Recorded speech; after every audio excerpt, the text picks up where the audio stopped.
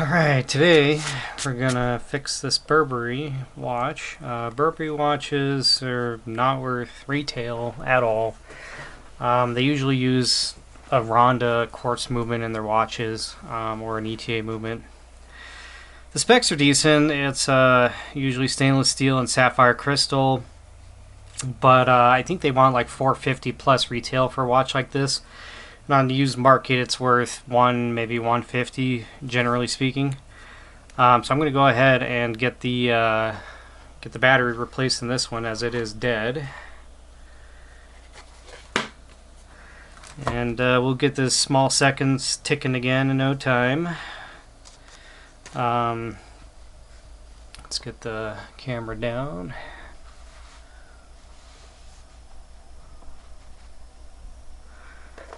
So the cool thing about these Burberry watches, they're technically fashion watches, but they're, pretty well made. But the cool thing about them is they usually have these textured bands or stainless steel bracelets that are in the same pattern as the Burberry, I think it's called plaid or plaid or whatever, pattern, their trench coats and stuff like that. Even the watch dial has that same pattern, which is pretty cool. So that's the one thing that they really have going for them. This is going to be a watch with 4 screws in each corner. Should be pretty simple to take apart. We shall see. Yep, easy peasy. These watches are relatively new. I want to say they've been being made for at least, or at most, the last 10 years. I don't know. I don't think Burberry watches have really been around for too long. I want to say Fossil makes these for Burberry, but don't quote me on that. That's kind of what I think, but I think I read that somewhere. Can't remember where. Just had to grab a pair of tweezers. Get these here. Whoop, that one flew. This one seems to be more recessed. Okay. So, whoop. The model of this one is BU9905. It's got 50 meters water resistance, sapphire crystal, and it's using a Swiss made movement. This watch in particular is in pretty good condition, and it is using a gold plated, so it does have a gasket. It's got some crud on there. I'll clean that up with the alcohol wipe, if I could find out where I put my alcohol wipes. Here they are. So it's using a gold plated, I believe this is a Ronda, and let's see, I think this is how we want to read it.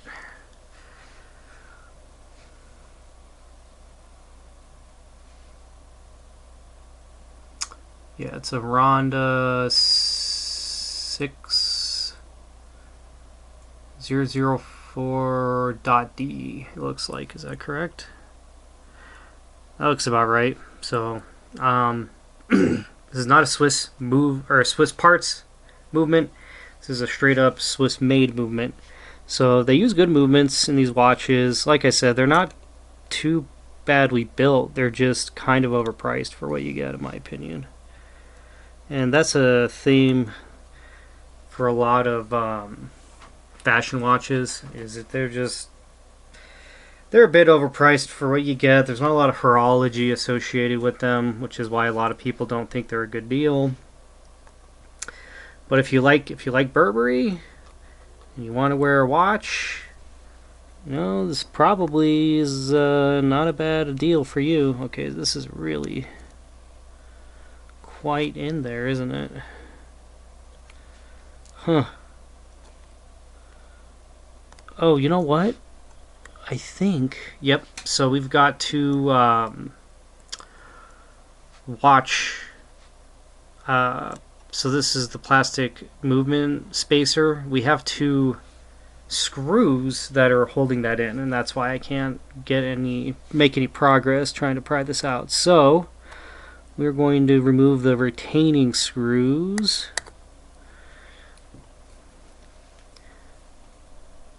That's kind of nice. I like it when the movement stays put. So I'll give yeah, this watch isn't built too bad, is it? But in order to access this battery, you do have to remove. Why can't I? There we go. No, there we go. You got to remove the spacer because it's covering the battery. So you better have some small screwdrivers handy, flatheads, so that you can do this. Ooh, there we go. Okay, now I should be able to remove the spacer. Yes, it's coming out much better now. Still gonna need a, yeah, here we go. Bam, just like that. Okay. So what do we got? We have a Ronda 373. This should come out, so the spring tension is over here with these two prongs. So this should come out pretty easy if we hit it from over here. Yep, there it goes, and it flew. Okay, 373. I always double check with my battery sizer. 373. That should be right here. 373. And it does seem to be that, but let's just make sure. Yep, okay, 373 it is. I should have a 373 in here somewhere, I think. Let's see. Yep, 373. It's my last one. I need to buy more of those. Note to self. This is a Maxwell 373. It's otherwise known as an SR916SW, and I'm sure it's got an AG something or other code to it as well.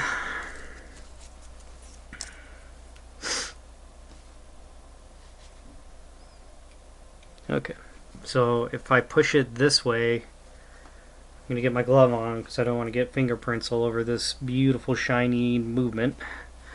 But if I push, oop, not like that.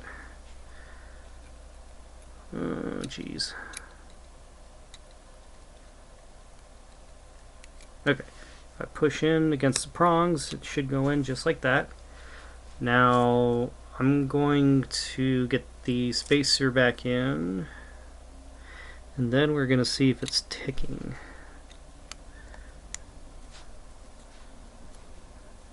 Okay, moment of truth.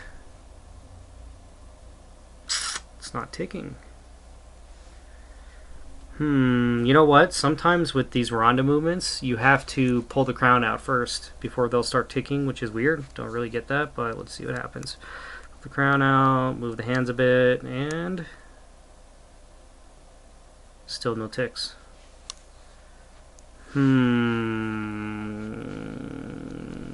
Okay, let's hit it with the demagnetizer. This battery is in right? Yeah. Okay, let's hit it with the demagnetizer. Might just need a jump start. Let's move the camera back.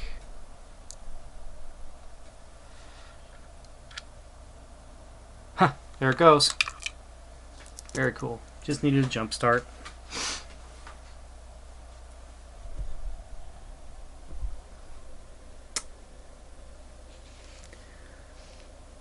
And now it's ticking. So if the battery has been replaced in a while, the oil, the lubricants will actually gum up and cause the seconds hand to stick. We want to see a full rotation on this before we decide that it's good, though.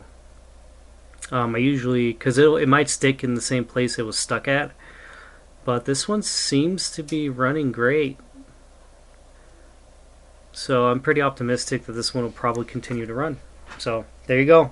This is why you need to invest in a demagnetizer or some kind of product that is advertised as being able to unstick a watch movement for this exact reason. So, and to my knowledge, it doesn't damage anything. I don't think I've ever damaged a watch using that before, but I could be wrong. But this is just how I repair my watches. So everybody's methods may vary depending on how you go about your business. But my whole thing is to just get it working again, and I'll time it for a month. So I'll leave this watch running for a whole month. And if it runs and it keeps good time and the date changes the way it's supposed to for a month, because guess what? Teeth in a movement, the teeth for the date wheel can be broken. I have a Tag Heuer watch where it will not automatically move from the 10th to the 11th because there's a tooth that's broken. And every other date will automatically change except for those ones. So that's one of the reasons why I wait a whole month before I sell a watch, is just to make sure that every single tooth on the date calendar is working, because sometimes they can be broken. And with this Tag Heuer, it's not a big deal. Like, it's in my personal collection at the moment because I don't want to deal with it at the moment, but all I do is I just manually change the date when it gets stuck, and then it's good for another 30 days, so it's not a big deal for me, but I can't sell it for a lot of money if it's got a problem like that. Unfortunately, I've got to fix it. So anyways, I'm trying to clean this up a little bit to the best of my abilities.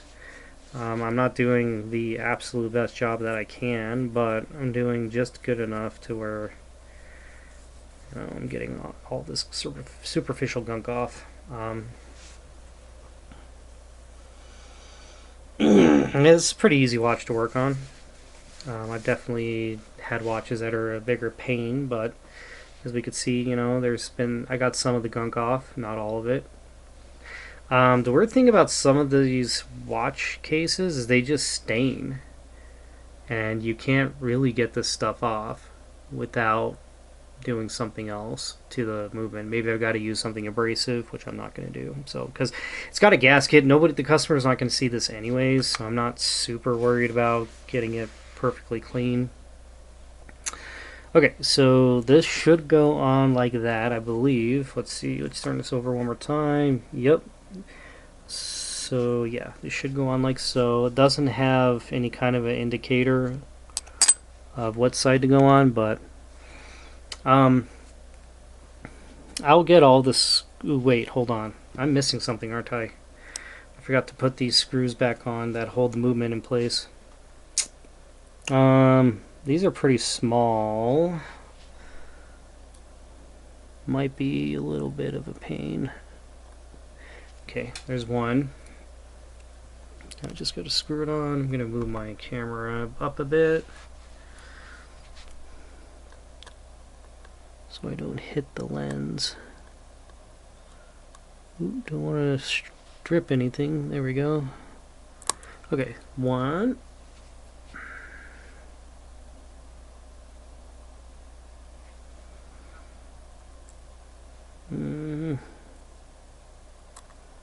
Ooh, man.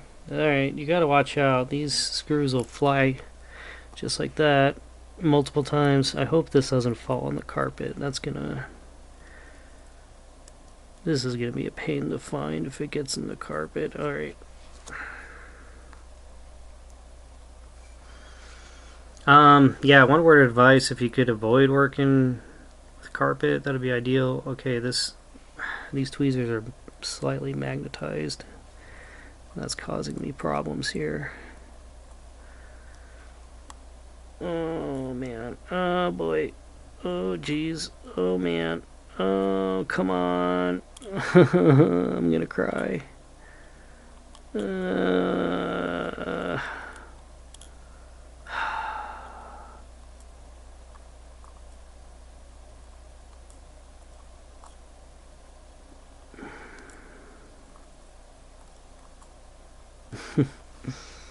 This is so fun.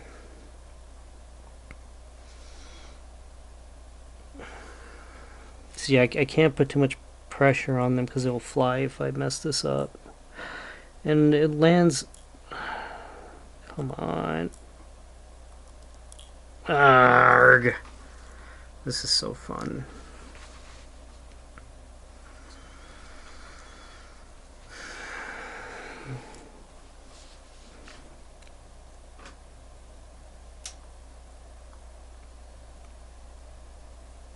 There we go. Okay. It is in. Now we just need to screw it down.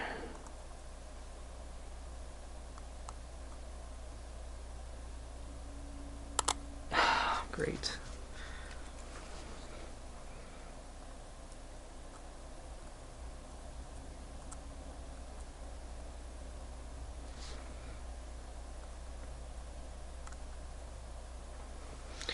And this is why I can't fix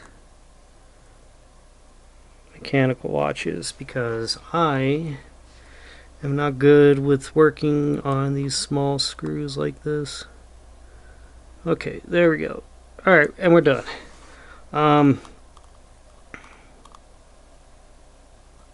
Yeah, I'm just not very good with them. Anyways, okay, we're almost done. Let's get this case back on. Get these larger, easier to deal with screws. Whoop. Back in. I like to try and get them all in at the same time. And this video might be going over 20 minutes, which means I get to split this video. I use DaVinci Resolve for that. I prefer to not do that because my computer is not the best and it takes a while for it to render a video. So let's try and get this done in the next 2 minutes, shall we?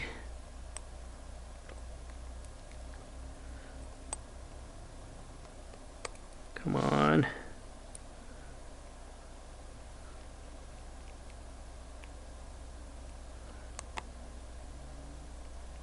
Okay, there's one.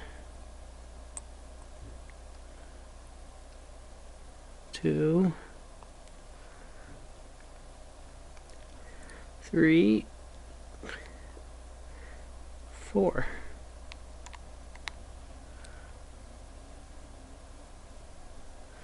Very good.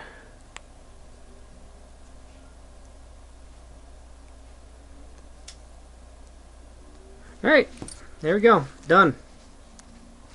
Is this still running? It is.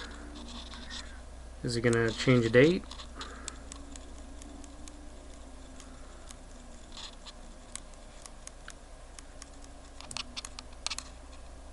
Quick change. Quick change works.